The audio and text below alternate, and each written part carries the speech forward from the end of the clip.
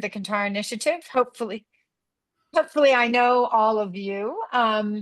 Welcome to today's call. This is an informational session. We will be recording it, and we're debating whether we should post this on the website or whether we'll actually do an additional webinar. But that we'll get that all worked out, but we'll make sure that this information is posted on our website in a way that you can access it, or people who weren't able to make today's call were able to access this. As many of you probably know who've been working with Kantara for a while, it has been a goal before I even came here for Kantara to take the assurance program in the US and move it over to be accredited under the international ISO 17065 standard.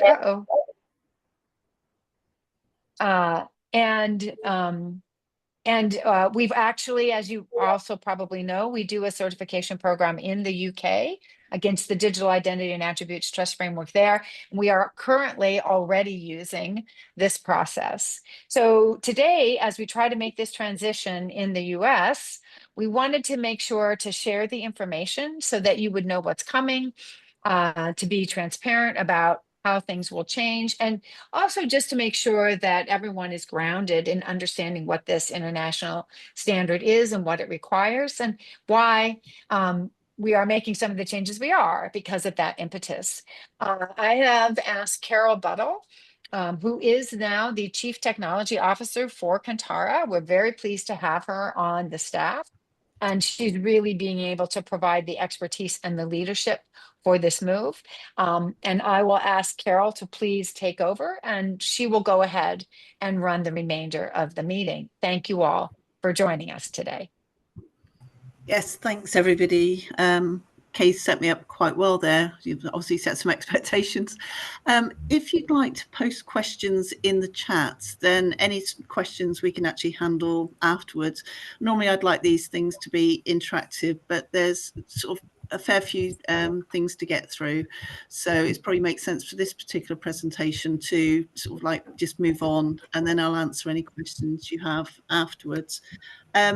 Can you shout if anybody can't see my screen? Okay, I'll take I think you can see it just fine. Yeah. Yep, first page of the slide. Thank you. So what we're going to sort of cover today, and I'm not going to go into masses and masses of technical detail. I'm also not going to go into the same level of detail about what the standard says that I probably would do for the assessors, mainly because I think, you know, standards, great as they are, they can also be boring, and there's always a lot more words than are necessary. But we'll just do a sort of quick overview of 17065. I want to cover what the benefits are for companies that are already assessed, that may change the way that they actually interact with Kantara in the future, and may choose to actually go with this method as opposed to the sort of method that we've used previously. What it really covers as a standard and how this affects you, what we'll do differently, and I'll give you a sort of quick overview of some of the documents that are going to support our delivery. So away we go. And also, just to clarify some terminology, now it's not unusual that people use accreditation and certification as though they're interchangeable terms. But definitely when it comes to 17065 and any of that 17,000 series of standards, there are absolute definitions about what accreditation means and what certification means. Now, accreditation is the activity that's done by the National Accreditation Body to make sure that, for instance, Kantara are actually competent and we're impartial and we do all the things that the standard says that we should actually do.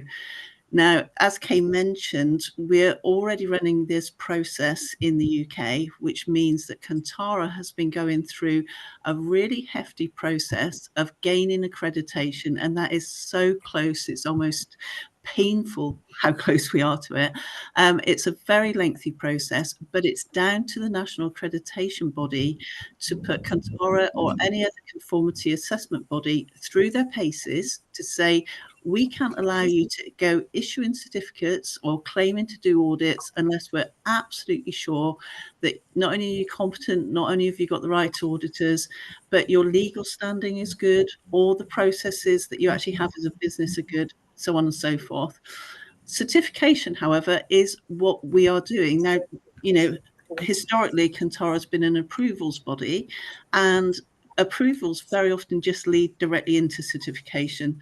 The difference here is that as we move to this process, we will be acting as a qualified, accredited conformity assessment body, which means that we will be able to issue actual certificates, and that is a real difference. But certification is always that third party thing. It's always necessitated usually by regulation and legislation, and most regulation mandates that certification is done by an independent third party, that no company can just come up with self-attestation and say our product is really good, believe us. So basically, a CAB, Kantara, will undertake the audits, and the national accreditation body are the people that are responsible. Now, NABs are also judged, and they're judged by the International Accreditation Forum. So again, UCAS can't just drop the ball and say, well, we actually like Kantara. They're good people. We'll actually assess them and accredit them. They also get checked. So there's this real absolute hierarchy. The benefit of that is that anything that we do becomes almost instantly internationally recognizable. So I just wanted to get the sort of terminology out of the way, because we all slip up and say, oh, are you an accredited organization? And what we really mean is, are you a certified one? So why are we making this move? Almost definitely to line up with the industry. And by industry, I mean the digital identity, AI, wallets, you name it, that whole industry and that whole ecosystem. Because there's a real push to actually say digital identity creates, as we know, and poses lots of risks. And not all regulation, law, and legislation at the moment covers some of the sort of problematic issues that we're actually seeing there. So there's a real push in the industry to say what we want are organizations to be certified, and by certified under a standard that's got that international recognition, in much the same way that lots of us can claim an ISMS. We know there's a bigger benefit if it's internationally recognized as being certified to ISO 27001.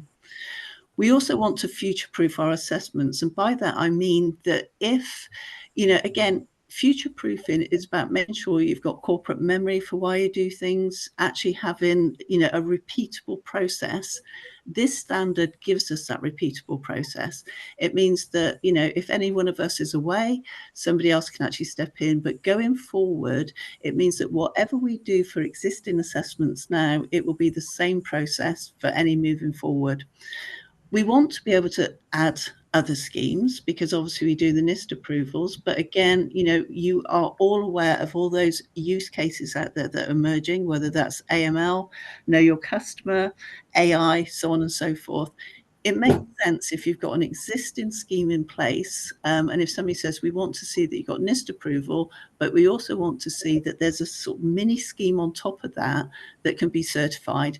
And already we're actually seeing, Kay and I have been having lots of discussions with lots of different people, as of other people in the team, where people are saying, actually, my industry really needs a scheme that can actually be certified and accredited by a national accreditation body.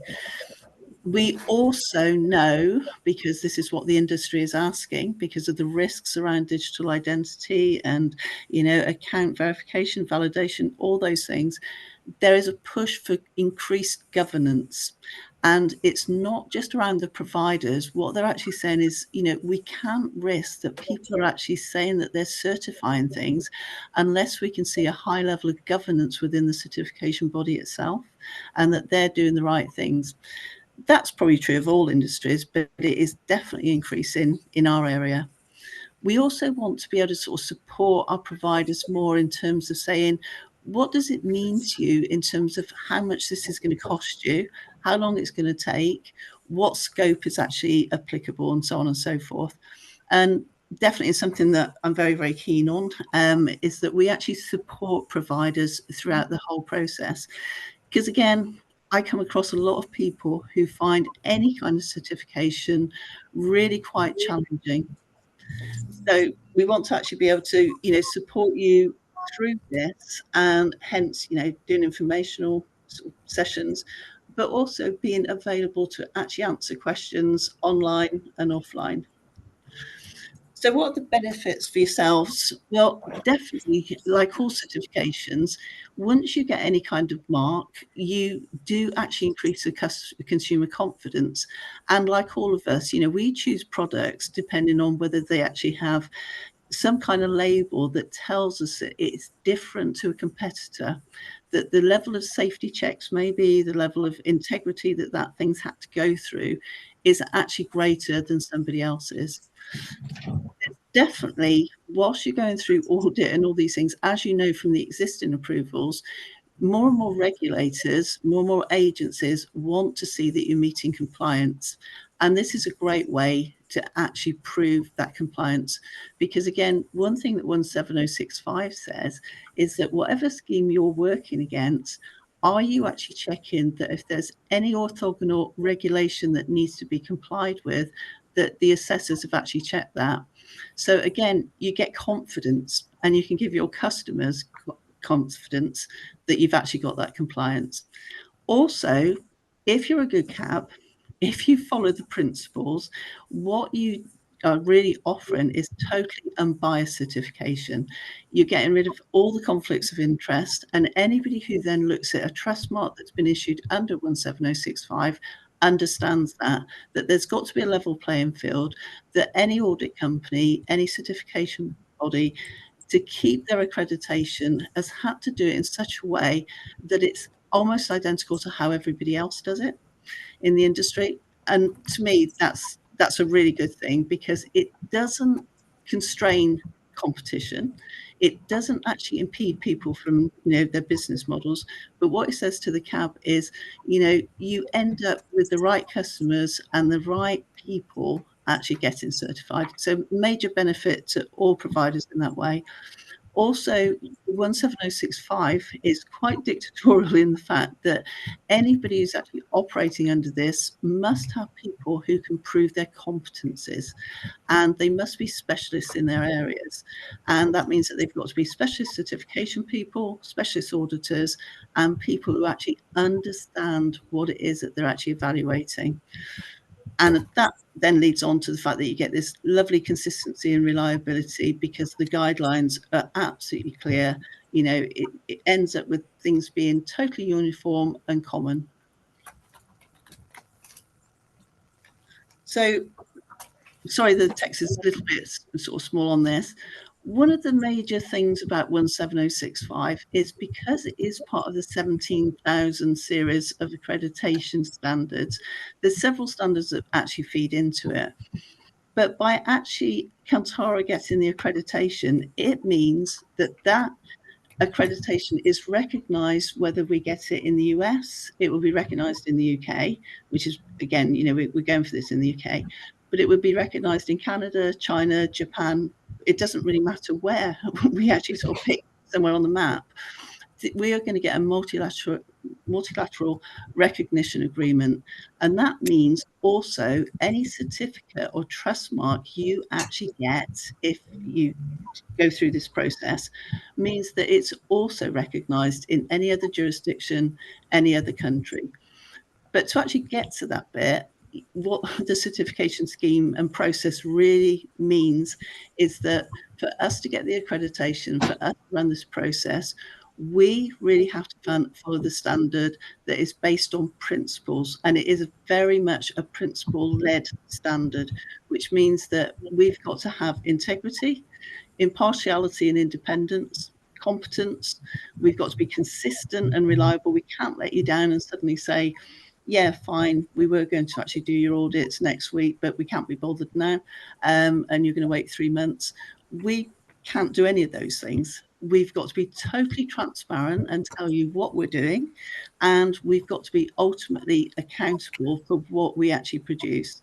And that means that it sets a very high bar in terms of what Kantara needs to prove, because we cannot just issue a certificate that we can get this if we don't want to be accountable for the judgments we've actually made. Right.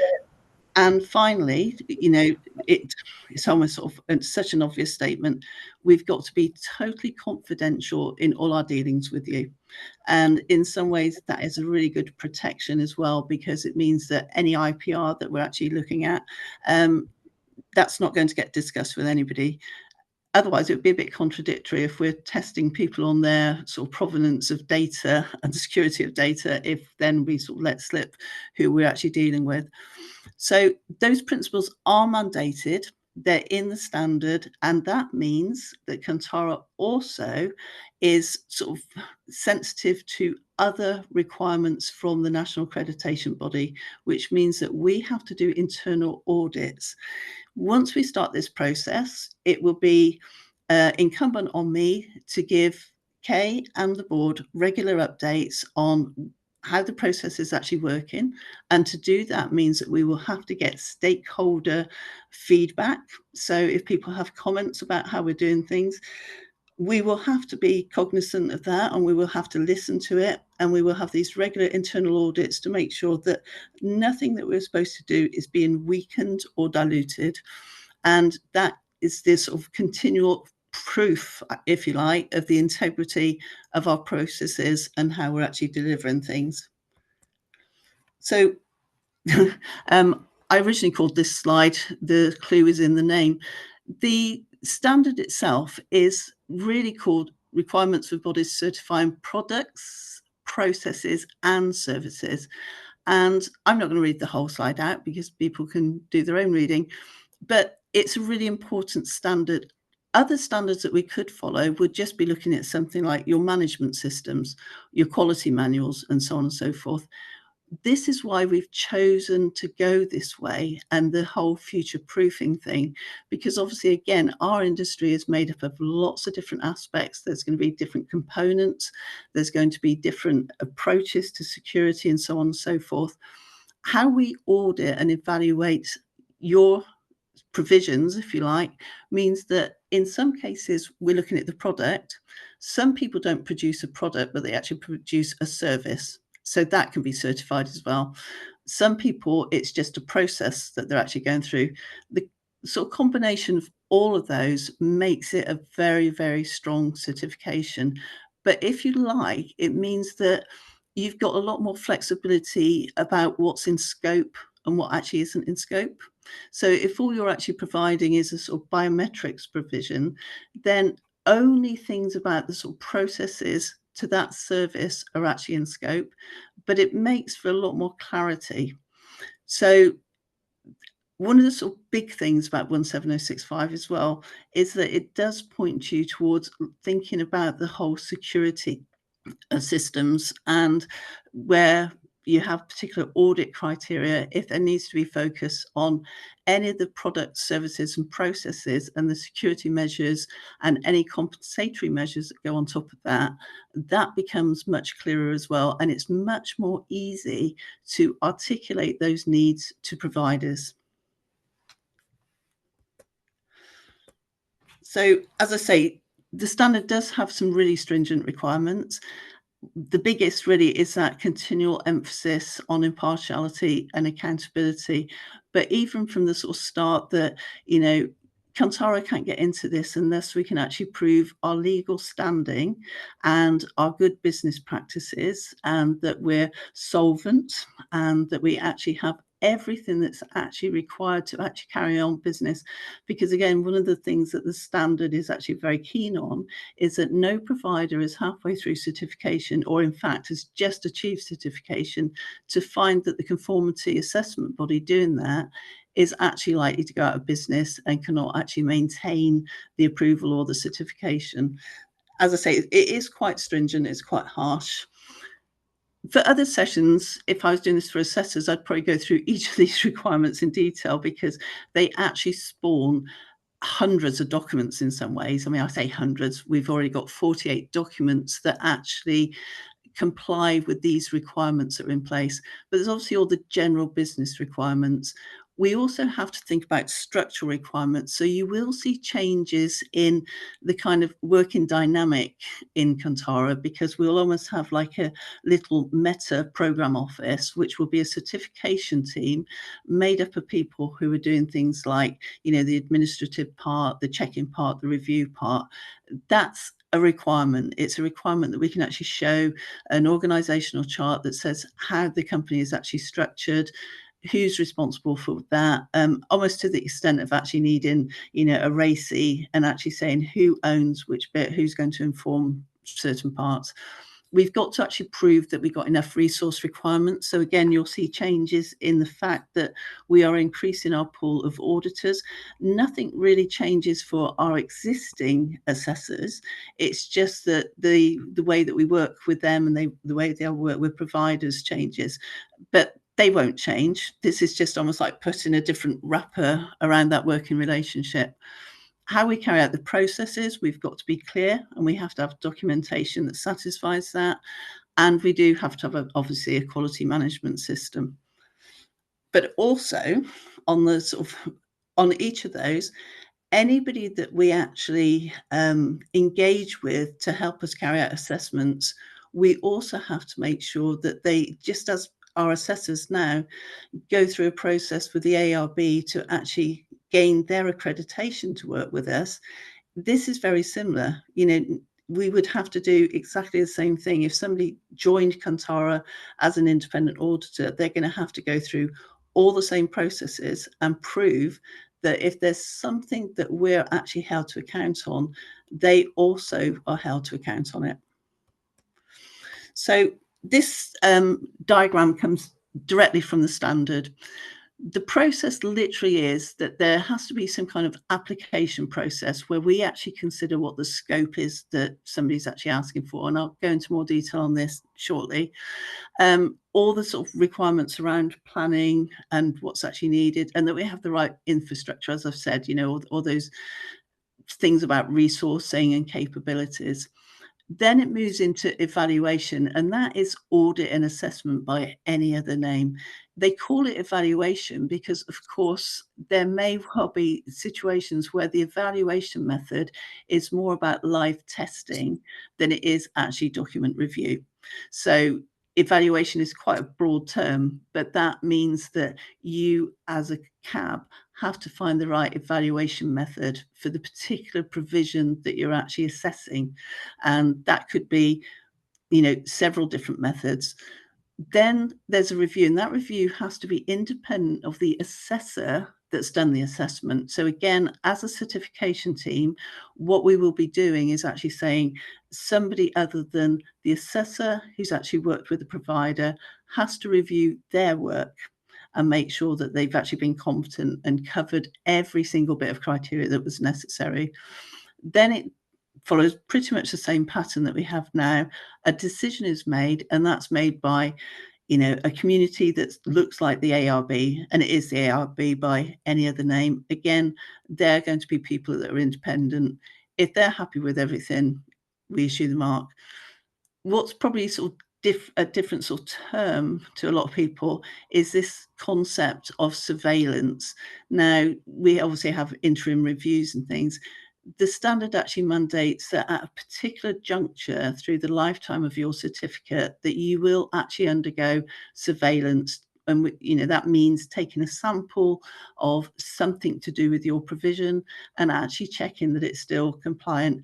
That actually is negotiable in a strange way. Although they mandate it, it is negotiable. Some people like actually having surveillance audits far more regularly than the standard requires, because actually it works out more cost effective than doing internal independent auditing.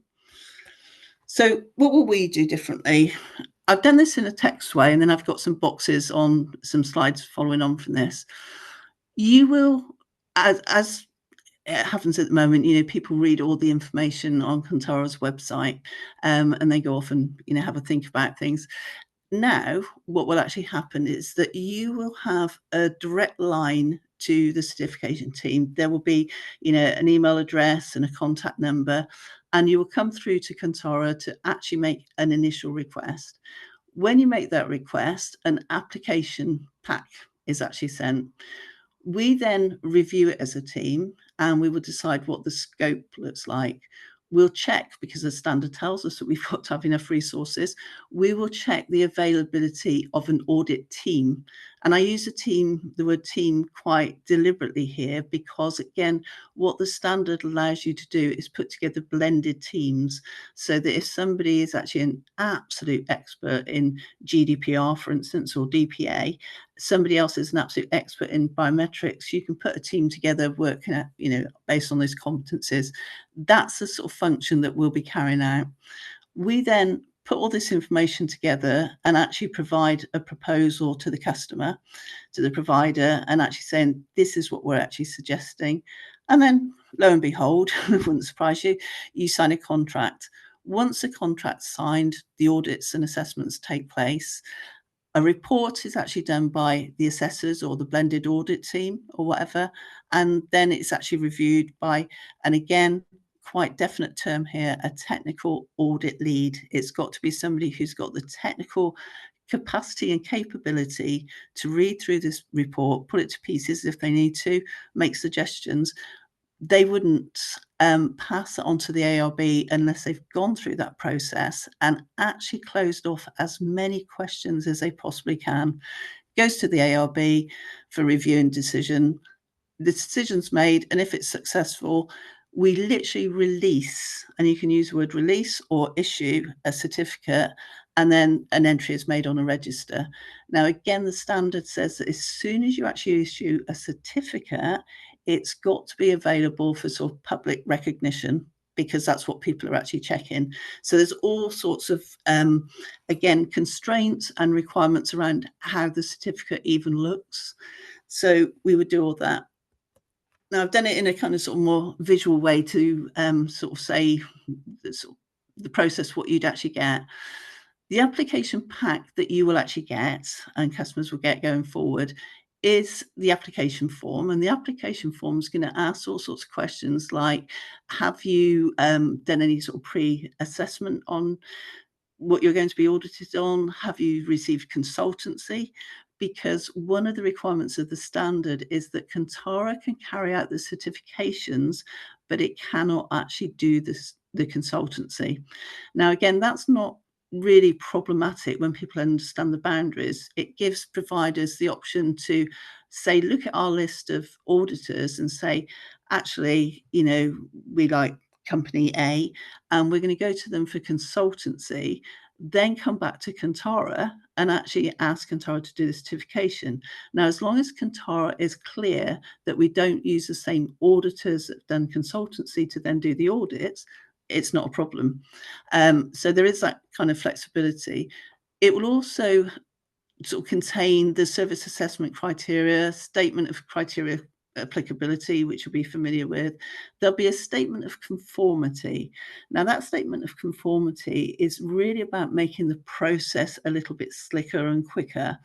What that form is actually asking is that if you're making claims that you've actually got ISO 27001, SOC 2, or whatever, that you actually sign something to say that you have that and how long it's actually going to last for, and actually a photocopy or a PDF of those particular certifications.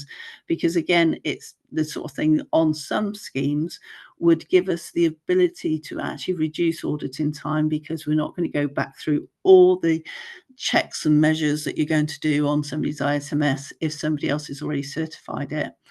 And then there's a service description, and this is where maybe it changes slightly from what people are used to.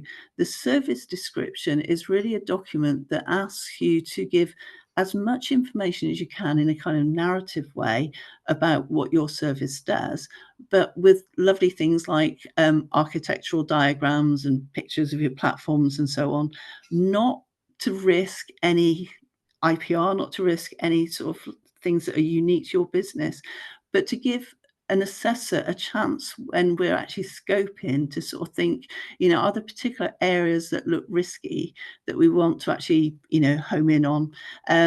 And actually, it just is a really good way to actually decide what the evaluation methods that we might want to carry out are going to be. Then we send absolutely everything to the provider. And when we actually get it back, we're going to literally have an application review. And there'll be key questions there, like, in fairness to the provider, do we feel that you're ready now, as of today, to sort of go ahead? Because it's costly, isn't it, if you start getting into this process, only to sort of an assessor say to you, I need to see more than this, and it's going to take you 2 weeks to do it. You've planned everything. We don't want people to get into that, and that's what I mean about us supporting you through the process. It's that kind of right first time mentality, that the more we have up front, the easier the process is, the less painful it is for everybody. We also, by looking at this and doing this application review, have a discussion about, who are the auditors that would be absolutely perfect for this? Because again, not all auditors or all assessors want to work on the same sort of things. We'll make sure, because we'll have all sorts of things like, tracking and availability spreadsheets and so on, to make sure that we've got the resources that when we commit to actually doing this process with you, that we're going to actually keep to those dates and those times. So that's going to be, nice little exercise for all of us. We will estimate, and I don't mean it's going to be sort of finger in the air estimation. There are processes and there are all sorts of metrics and benchmarks that we use under that standard to come up with a good and as close as we can possibly be estimate of the time, the duration, and the cost that we actually expect it to be. And those are the sorts of things that actually, when we're getting accredited, are looked at in detail to make sure that, we are not actually overcharging, undercharging, and getting into a mess there, that we're not making promises that we can't fulfill. Once we've done that, the provider actually gets quite a detailed plan. It literally starts from, this is what the opening meeting would look like. This is what you are going to be asked for, who is going to sort of need to be available. All that proposal goes off with all that sort of cost, duration, timescales. That it's at that point the nominated auditors are actually named, and their contact details are actually given to you. We get that whole plan, and then if everybody's in agreement, we both sides will accept the proposal and a contract is actually signed. Now, again, people get very confused about what a contract actually means. It's very strange enough, these contracts are actually very simple and they're very clear, and they are not written in sort of ugly legalese. It's quite clear what the responsibilities are on both parties. So there's nothing there to be really nervous about. And it's a question that I get asked quite a lot, which is, this sort of contract between the provider and the certification body, how long does it have to be? How in depth does it have to be? It's a commercial contract, like any commercial contract, but it doesn't have to be like lengthy and a punishing one. So I think some of you might be pleasantly surprised how simple and straightforward that is. Then, as I say, once all that plan is actually done, it will be quite clear to everybody what the evaluation is going to comprise. So depending on the level of compliance, and actually depending on the scheme that you're actually assessing, sometimes that's a split between document review, which an assessor can actually do an awful lot of, in their own time offline, and then list questions. Sometimes it's a mix of document review and running in parallel interviews with staff, because what the standard says is that you're looking for a body of evidence, that if somebody has policies and procedures, they have to show evidence that people understand how those policies and procedures fit with their company, and evidence, you've got to have records that if you've got incidents, if you've got an incident reporting policy, that you've got some kind of record to show that when an incident's come in, you've followed that process and it's been documented. It could be testing, and testing can be anything from, quite lightweight to quite in depth. But again, it depends on what scheme and what is actually being approved.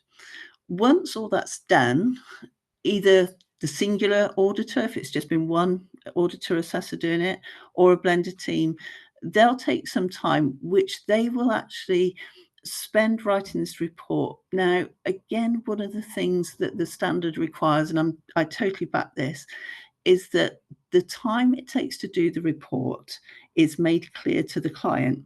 So the client isn't left wondering, is no news bad news, because that can be quite uncomfortable. But during the writing up of that report, the assessor will have made it clear to the provider, the client, whatever, whether there's any non-conformities that need to actually be closed before they can complete the report, whether there's corrective actions that need to be done. We always hope there's no corrective actions because they take a long time. Anything that's going into that report is actually discussed with the client, and very often it's sort of closing meetings because you've got the bare bones of the report at that time. And that's what I mean about transparency. Nobody likes receiving a report where they've actually been side swept by somebody who didn't tell them during audit that they actually had some major points to actually make.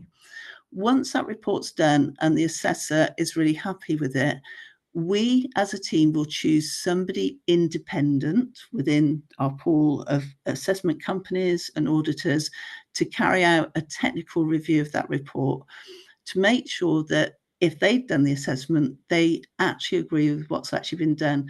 It also leads to the impartiality, because that technical reviewer can also be the person that if a customer or a client has a complaint to make, they can actually make it to that technical lead and say, I don't think we were actually judged fairly, or somebody spent far too long at looking at that aspect and not enough at this one. That's all about that transparency, integrity, and lack of conflicts of interest. Anything that's not been sort of like clarified, the technical lead can go back to us or back to the assessor and say, please sort of get the clarity on that. And they'll make that request, because the idea is that by the time it goes to the ARB for decision, the ARB are not put in a position where they're almost doing a mini audit themselves. Most questions should be answered for them. They're the final gate in the process. So that's got to be as solid and as structured as possible. And so the quality of those reports actually really matter, and that independent review matters. Once it goes to the ARB, they will meet just as they do now, and they will actually go through this report in detail. They may have some questions, so things may get delayed a little while. But if a positive decision is made, they will agree. And so they have to literally give something to the certification team to actually say, we agree that this provider is worthy of actually having a certificate with Kantara's name on and the National Accreditation Body's logo on, and also what the scope that they've actually covered is, because as I say, the standard is quite clear on what that certificate should hold. And once they make that decision, we will then issue the certificate in that format and provide it to the give it to the provider. There will be a document that tells people what you can do with that certificate, because again, that comes into all sorts of branding guidelines. The fact that, lots of people, as we know already, do use it on their marketing materials, use it in lots of different ways, whether they want to display it in multicolor, in the office walls. The standard again says what you can actually do with that.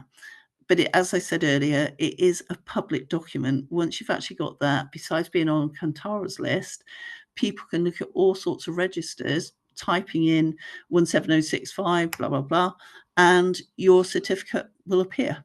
And so again, it's a really good way for people to get the message out there that they've actually been certified properly under a proper scheme.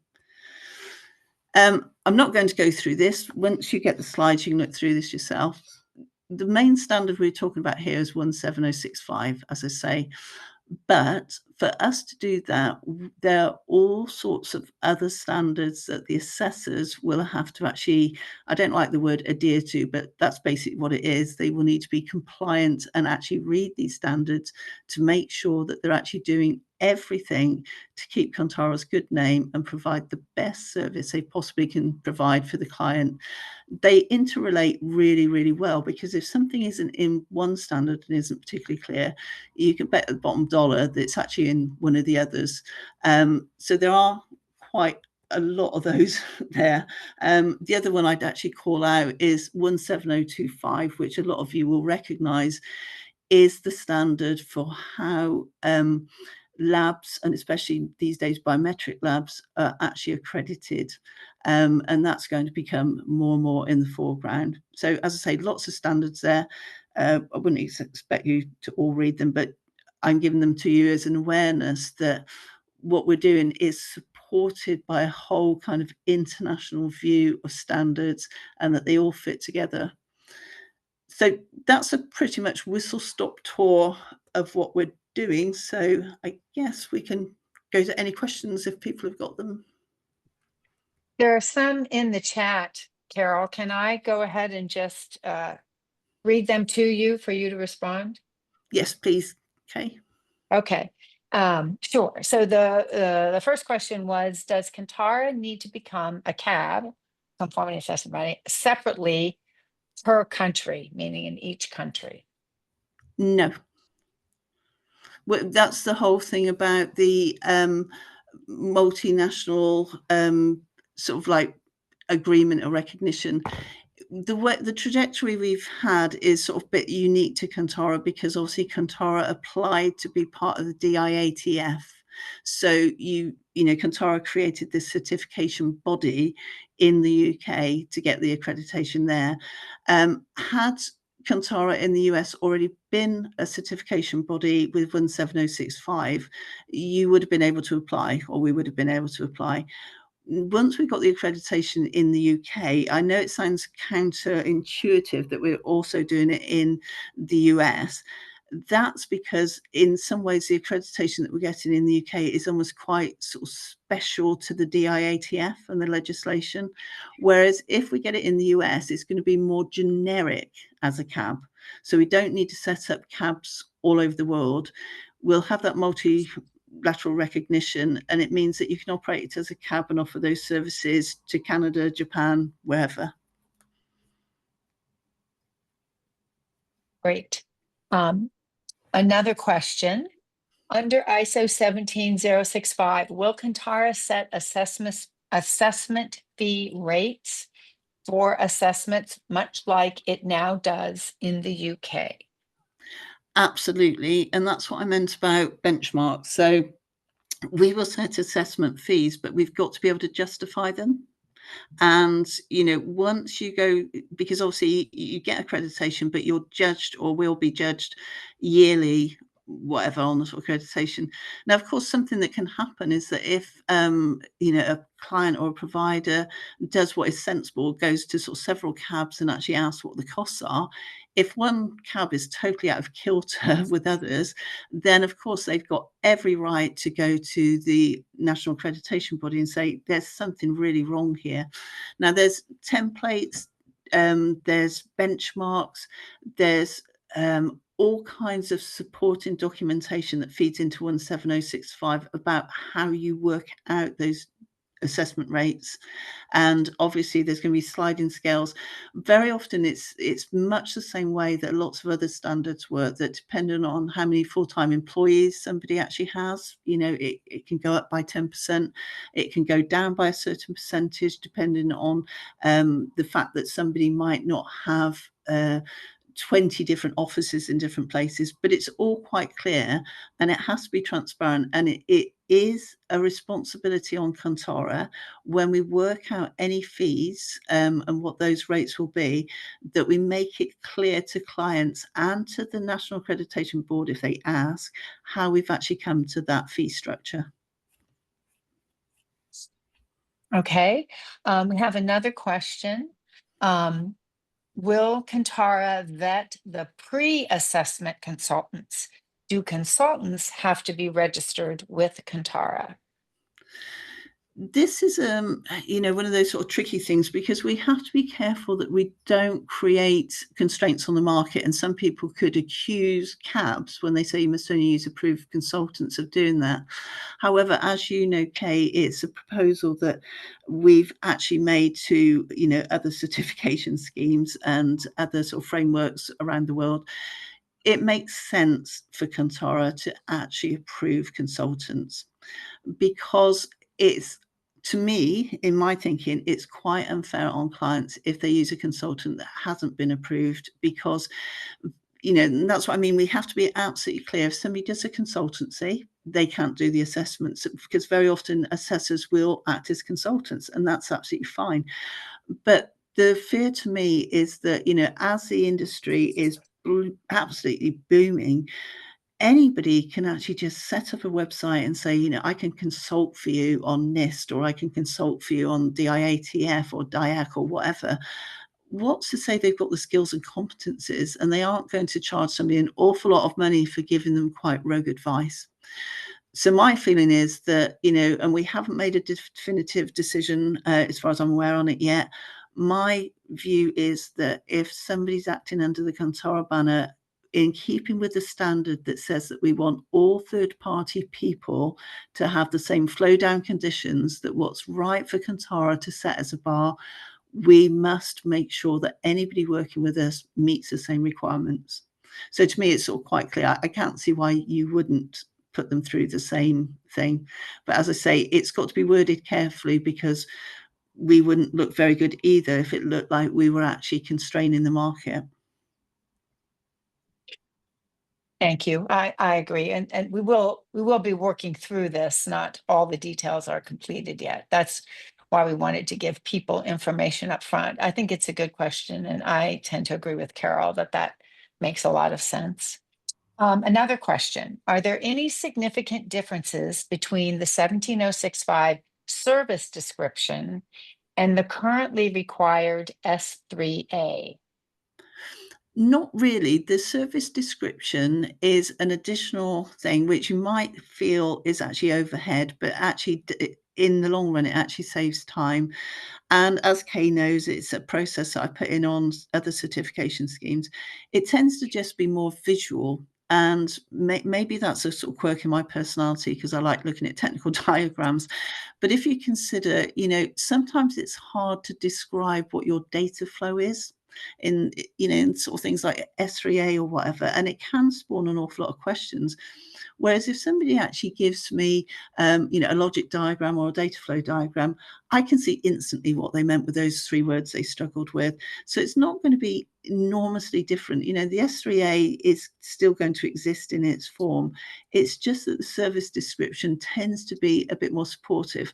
Now, it has another sort of use as well.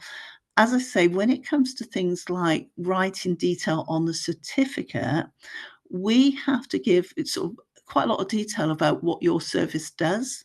And so if we're able to, with negotiation with you, lift some of that from the service description, we can give a certificate that actually any potential customer looking at a relying party thinks, right, I can see what they're saying. Having people focus on a service description also tends to sort of open your mind up again to things that we all kind of become a bit subliminal about, and we forget that we've actually done it and why we've done it. When you're asked, like, who are your potential users? How do you protect this, that, and the other?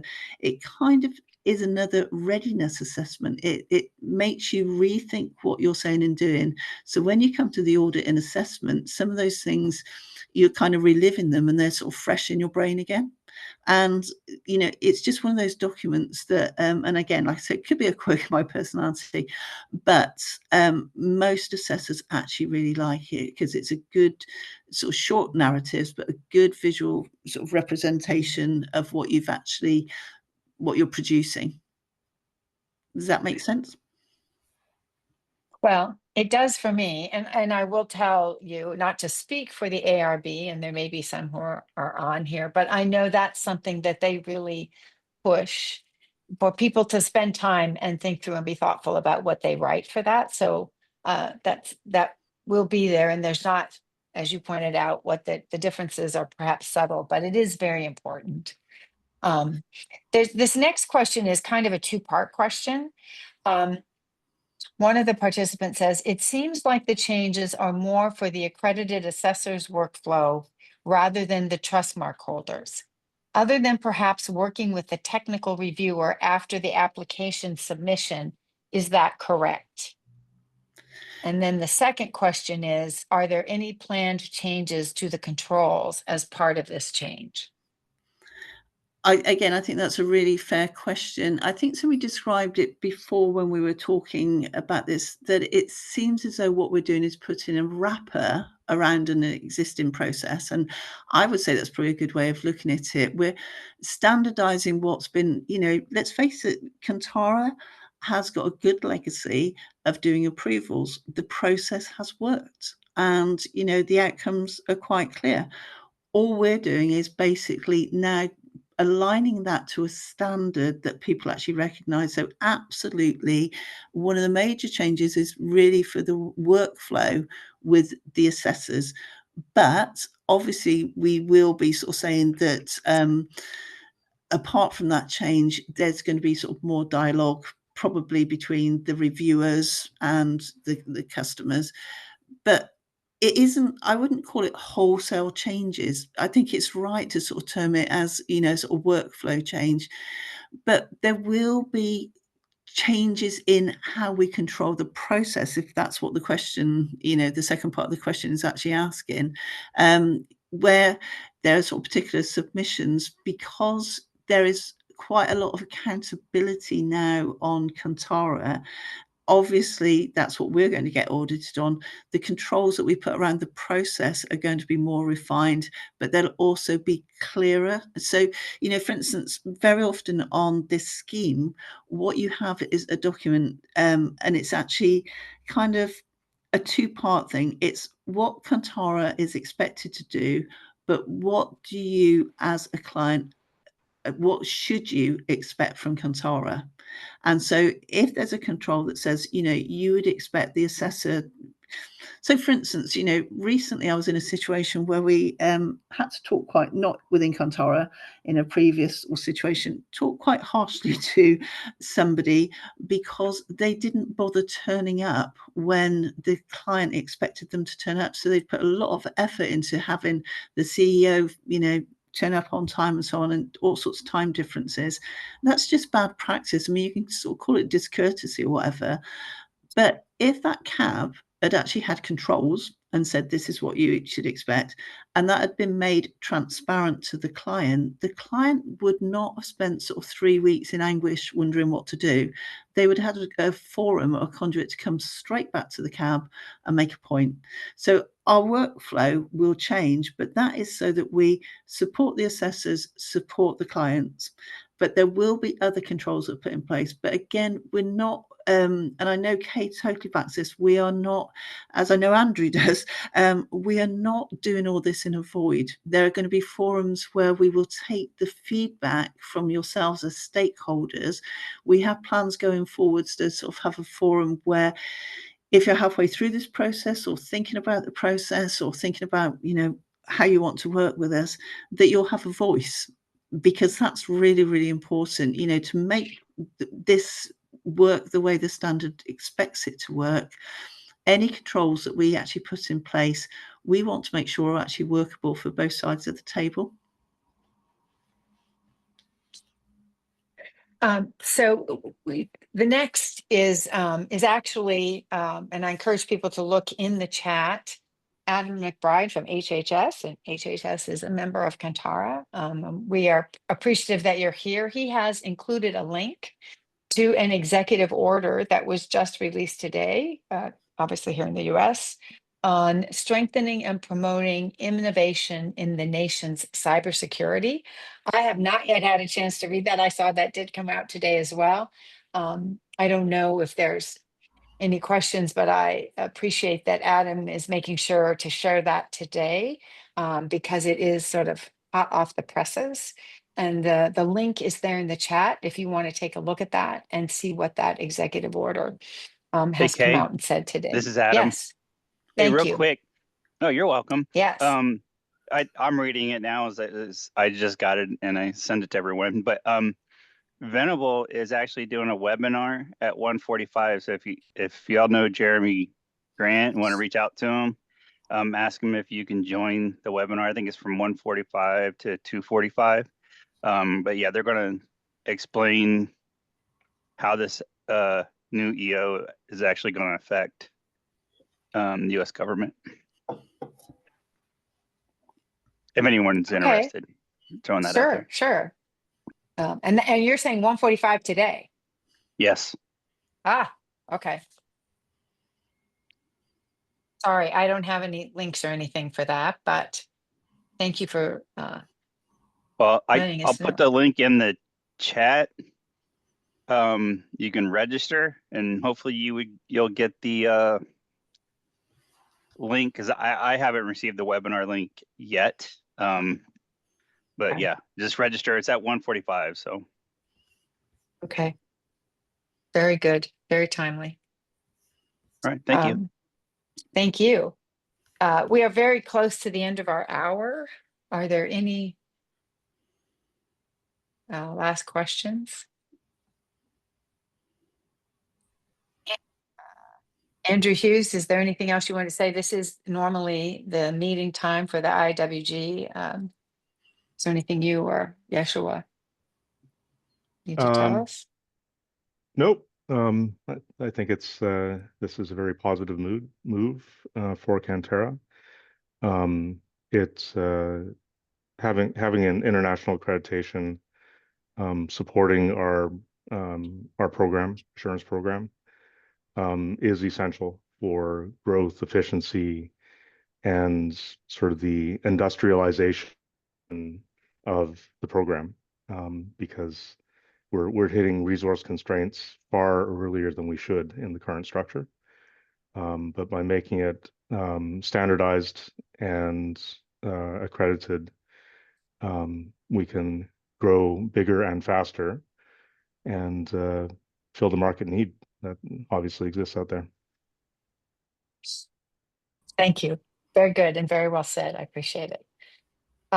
Well, thank you, everyone. I don't see any additional questions in the chat. So we will go ahead and conclude today's meeting. We really appreciate all of you who came on. If you have other questions after this, you're certainly welcome to reach out to us, to the Secretariat at kantarinitiative.org, because this is specific to the assurance program in the US. Thank you for your time, and we look forward to continuing to work with you. Have a great day. Thanks, Kate. Thanks, everybody. Thank you.